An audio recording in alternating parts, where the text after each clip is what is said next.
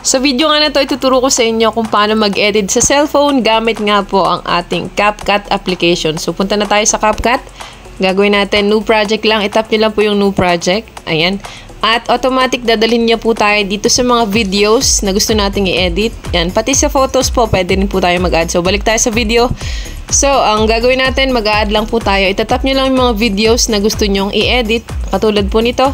And just tap the add button. Ayan, itatap lang po natin yung add button, ganon. At mapupunta na nga po tayo sa editing interface niya. Ayan. So, ito na yung mga videos na na-add nga po natin kanina. Ayan. Pagkatapos, kung gusto nyo i-rearrange yung mga video clips or iiba ng pwesto, ang kailangan nyo lang gawin ito. Medyo ipipinch ko lang siya ng ganyan para mag-zoom out. Then, ilolong press ko lang po yung video clip. Ito, ganito. At, idadrag ko lang po kung saan ko siya gustong dalhin. Ulitin ko lang, ito pang isa, ililipat natin. So, ganun ulit. Long press, then drag po natin kung saan nyo siya gustong ilipat. Okay, next, ituturo ko nga po ang pag-iiba ng size ng video or ratio. So, pupunta tayo dito sa tools. Again, tap nyo po yung ratio. So, nakikita po natin dito 9:16 kung pang TikTok, 1:1 kapag pang Reels, and 16:9 kapag pang YouTube. So, babalik po tayo dito sa 9:16. So, halimbawa, ito, ganyan.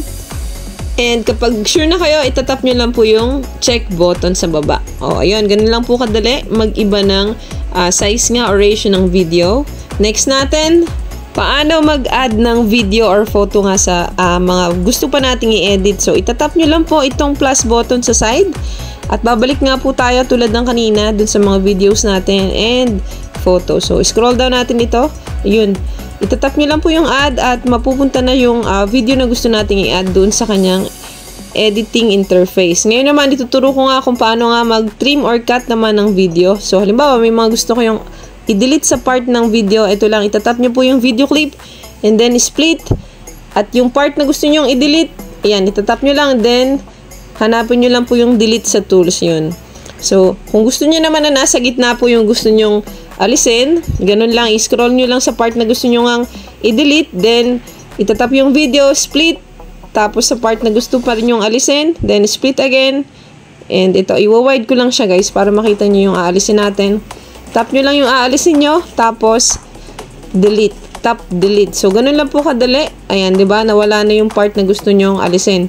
So, halimbawa, nagkamali kayo, gusto nyo na ulit ibalik yung video na inalis nyo, gagamitin nyo lang po yung undo and redo. So, ito siya sa taas, guys. Tatap nyo lang po yung undo and then babalik na nga yung inalis nyo kaninang video. So, ayan, malaking tulong po yung undo and redo para sa mga pagkakamali na nagagawa natin sa pag-edit. So, ayan, proceed tayo, guys. Next po natin ay kung paano mag-add ng text. So, napakadali lang po nito. Hahanapin nyo lang sa tools natin yung text. Ito. Then, itatap nyo lang po yung add text. At pwede na nga po kayo mag-type dito ng kahit anong gusto nyong isulat sa videos nyo. So, halimbawa, ito, welcome to my channel. Ayan. Okay. At, syempre, pwede nyong ibahin nga po yung posisyon nyan. Halimbawa, gusto nyong ibaba or itaas or medyo paliitin, ganyan. So, kayo na yung bahala, guys. Ano?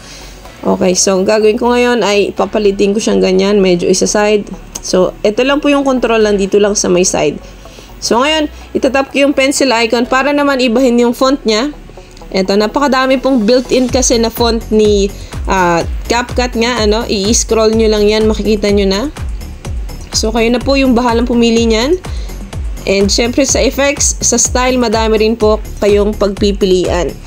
So, may mga pro version, pero marami din naman pong libre, ano. So, dito na lang tayo sa free. So, ito sinusubukan ko siyang palitan ng font at palitan ng style.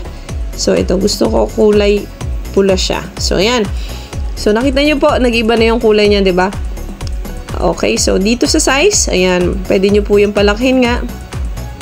Ngayon, pwede nyo din pong i-adjust yung duration niyan kung gaano kahaba nyo gustong nakikita yung text dun sa video. So, ganun lang.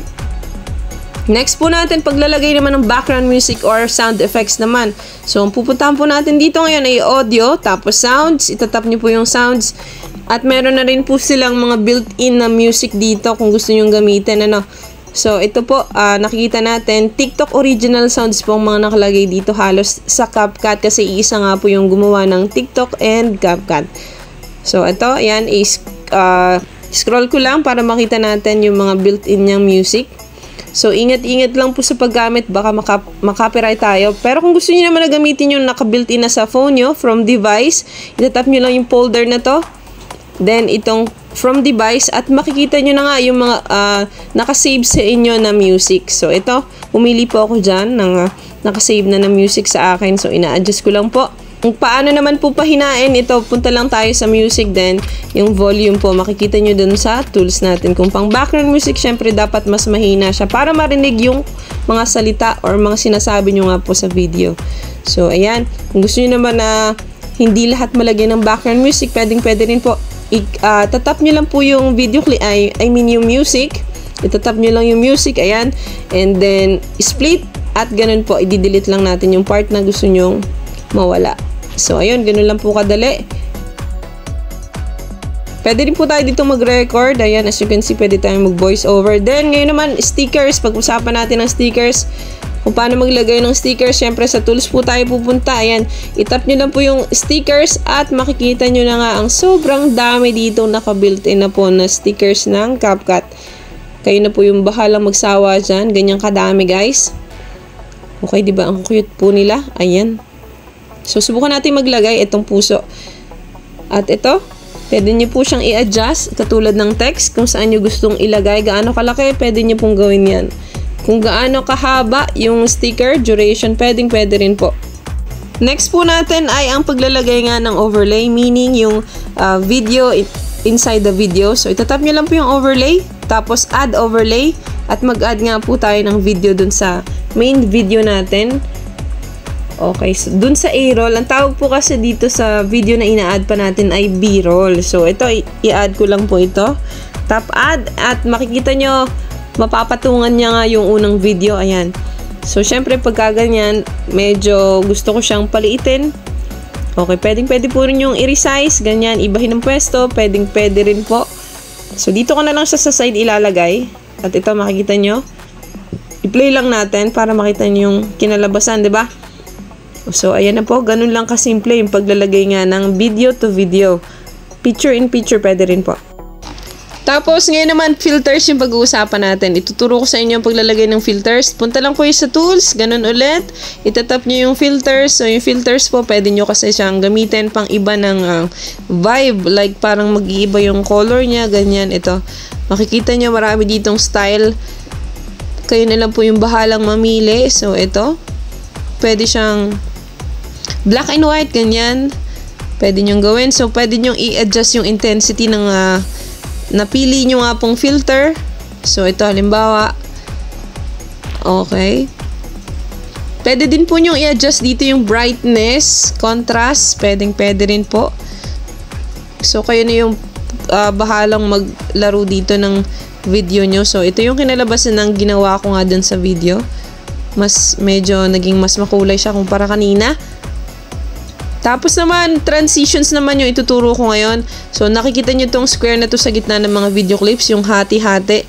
Pag itinap nyo po yan, mapupunta kayo dito sa mga transitions built-in ng CapCut. So, at kung makikita nyo nga, sobrang dami din niyang choices, diba? So, kapag pinindot nyo po yan, nagkaroon siya ng transitions effect. So, another example guys, punta ulit tayo para mas malinaw. Ito, dito naman sa isang pinaghatian nga po. So, ito, gagawa natin siya ng transitions na blur. So, tap nyo lang po yung blur, tapos pili kayo dito. So, nakita nyo nga yung blur effect sa transitions niya, guys. Next naman, kung paano nga ba mag-export or save ng video, punta lang po tayo dito muna sa quality. Dito, itap nyo po itong 1080p para ma-make sure nyo kung gaano ba kataas yung resolution ng video nyo. Pwede nyo pong i-adjust dyan. So, okay na ako sa setup na yan, guys. Next, back na po tayo. Tap ulit natin yung 1080p. Tapos, ito namang arrow na yon para nga mag-export yung video natin. At depende nga po kung gaano nga ba katagal. I mean, kahaba po yung video sa tagal po ng exporting dito sa CapCut. So, ayan. Tap nyo lang po yung done pag okay na. At makikita nyo nga yung project na ginawa nyo dito sa taas. So, ayun guys, ganun lang po kasimple nga ang basic editing dito sa CapCut. I hope may natutunan kayo sa video natin for today. Thank you for watching. Hope to see you in my next one. Bye-bye! Bye-bye!